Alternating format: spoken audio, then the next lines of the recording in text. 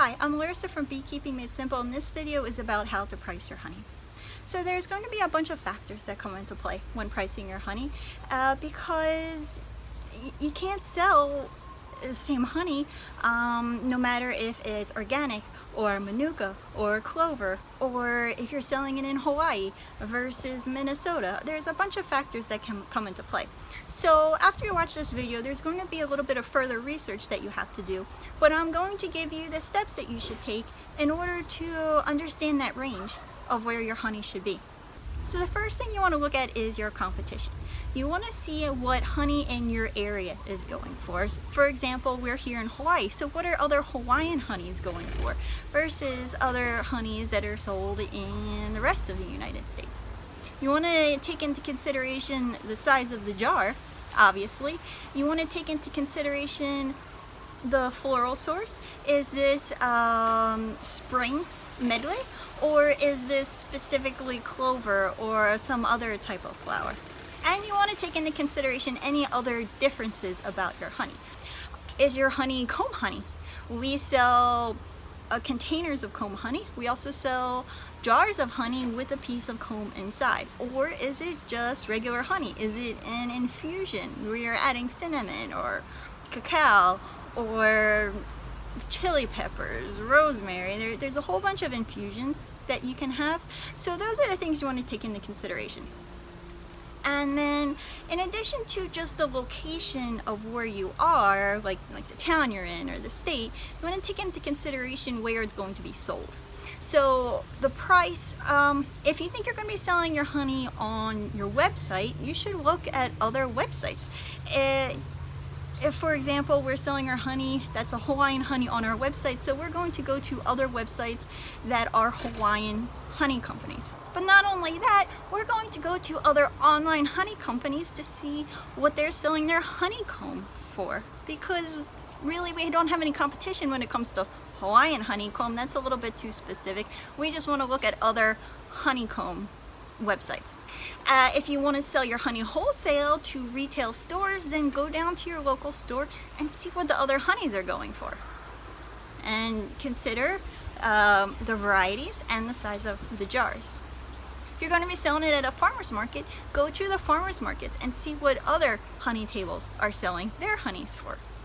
So this isn't really a super time-consuming task, but you really do need to know where you're going to be selling your honey, because that's going to make a huge difference. The other thing you want to take into consideration is, what is your time worth? If you are a hobby beekeeper and you just have like 3 buckets of honey sitting in your house and you have nothing to do with it, you already gave it out to friends and family for Christmas, and you just want to get rid of it and maybe make a little bit of money so you can put that into buying more equipment, then you maybe want to price it a little bit lower. However, if you're thinking about making beekeeping a full-time job for you, turning it into a business, something where you're actually profiting, then you want to do some more math. You want to add up how much a single jar costs you right now. You want to add up how much time you're spending doing all of this harvesting, taking care of the bees, the equipment, the treatments.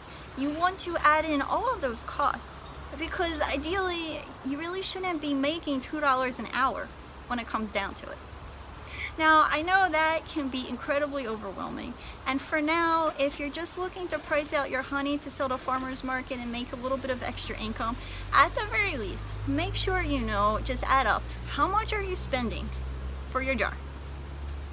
How much are you spending for the label? And is there anything else that you're adding on to it? Is there some kind of seal or shrink wrap band you're putting on it? Because you want to include that cost when considering what you're charging. And I already touched on this a little bit, but you need to know where you're selling this. If you're selling at wholesale, the general rule of thumb is that that store is going to add about a 30% markup. However, I've sold to like little boutique shops that double the price. However, if you're selling it direct to the customer, like at a farmer's market, then that's going to be a little bit less. But don't forget, take into consideration how much you're paying for that table at the market. It might be your local market and you're just paying like 20 bucks for the table, but it could be a really hot spot in a touristy area and you might be paying a whole lot less, or maybe a festival that's getting like hundreds of people showing up and you're going to be paying a whole lot more for that table. So take that into consideration when figuring out your pricing. And it's okay if you change your pricing depending on what market you're at. If you had to drive a distance to get to this one market for a festival, it's okay to increase your price to account for the fact that you're traveling so far and paying more for that festival. And of course, if you're selling online, then you have other factors to consider. You have the packing material, the tape, the boxes, the packing peanuts or the bubble wrap, the time it takes to create that label, pack the box, take it to the post office. And then maybe you even offer free shipping. So you want to take that into consideration when figuring out your pricing. Just make sure you are not undervaluing the cost of this and of your time, or else you're going to stop doing it really quickly because it's not going to be worth it to you when it is the holiday season and you're getting a whole bunch of orders online and stores are asking you for products and you still have to put decorations up and buy presents and all of that other stuff. Because what can happen is that you lose those wholesale accounts or you lose those customers that loved your product, and it is really hard to get them back. It's much easier, it's much better to just not even start at all than to lose an account due to poor customer service and then to try to get that account back. So what I decided to do, because I was just starting out, I was working for a commercial apiary, I wanted a couple hives of my own, and you know, it was adding up. I was making my own beekeeping equipment with a table saw, but it was still adding up. So I decided, instead of having more hives and, you know, get paid the going rate for honey, and I was also seeing that there were tons of beekeepers in the area, I decided to offer a specialty honey, which is the honeycomb, because there weren't a lot of people in the area that were offering that. So instead of charging, you know, the flat fee for honey per ounce, it almost doubled, offering the comb honey. So the farm I used to work for, they sold Hawaiian honey, and they went through the organic certification by the USDA to have this organic honey, and it's very difficult to have this, but here on the Big Island we have lots of lava fields, so you can put beehives on a lava field and it's surrounded by miles and miles of lava. You don't have to worry about pesticide spraying and not owning the property. Nobody's spraying on a lava field because there's nothing growing except for pretty much this Hawaiian tree that digs its roots really deep down through the lava to find water. So just for those people that don't think organic honey exists, there's Lihua Honey, which is a blossom that is grows on an endemic Hawaiian tree, so you can only harvest it here in the Hawaiian Islands. They sell it for $9 for a 12-ounce jar and $54 for a 47-ounce jar. So actually, a lot of people usually think that you get the bigger jar and you save some money, but with them, they're not really giving you a savings for buying the bigger jar. And I think their bigger jars actually cost more for them to purchase, which is one reason why. So me personally, I usually charge, my honey is about $1 an ounce, but my 12-ounce honeycomb is $16 and my 16-ounce honeycomb is $22. Now we have a honey company also on this island that also does organic honey, and they sell the kiawe, which is the Hawaiian word for the mesquite tree, and they call it the Rare Hawaiian Honey Company. And you know, I kind of love them and I kind of hate them. From a marketing perspective, I went to school for graphic design and worked for an ad agency and a marketing firm before I got into beekeeping, and from that perspective it's genius, but as a beekeeper it kind of annoys me because I think it's a little misleading. They sell their 8-ounce jar of kiawe for $18 and their 20-ounce jar is $38.50. Now I know it's in Hawaii, so there's going to be a premium, and it is certified organic, which is a lot of paperwork on top of other rules and stuff you have to follow.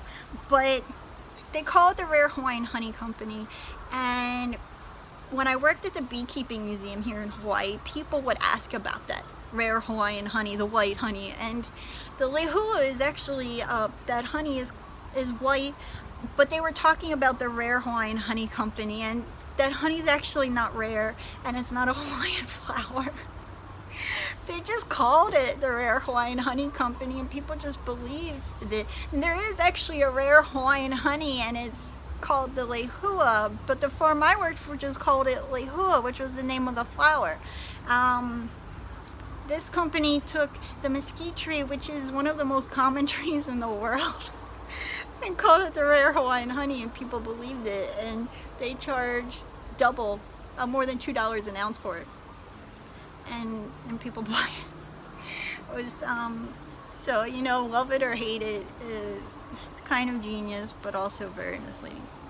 Anywho, so some other specialty honeys is maybe you're in Florida and there's the Tupelo honey, or you might be in Australia, New Zealand, areas where you have the Manuka honey, or other just really delicious honeys that aren't widely known, but there's a demand for it. If people don't know about the honey and there's not much of a demand, it's going to be a lot harder to charge a premium for it, unless you're really good at marketing as well. So those are the factors to take into consideration when figuring out how to price your honey. And really the easiest to do is to just say, okay, I'm going to a farmer's market, go to another local farmer's market, go to the honey table, write down the prices. And that's your platform you can start at. Don't let some people that complain about you, sometimes, you know, you're going to get occasionally that person that goes up to your table and picks it up and is like, oh, $12. I remember when you could get a jar of honey for $3 or whatever. It just, you gotta brush those people off. Most people understand how much work it is to keep bees. They understand that the bee population is in decline, and they know that beekeepers are not millionaires that are jumping in their expensive car and going to their chalet, their mansion, and living this golden life. So you really just gotta brush off the occasional person that's going to try to haggle with you or give you a hard time about it. There's just sometimes people like that, and it's just life. So I hope that helps. Leave in the comments if you're already charging, or what you've seen people charging in your area. Write down the town or the city, your state, and maybe even the country, and write down the prices. So it would be great to have a running tally right here in the comments so that other people can see what's going on and learn right here in the video without even having to go to a store.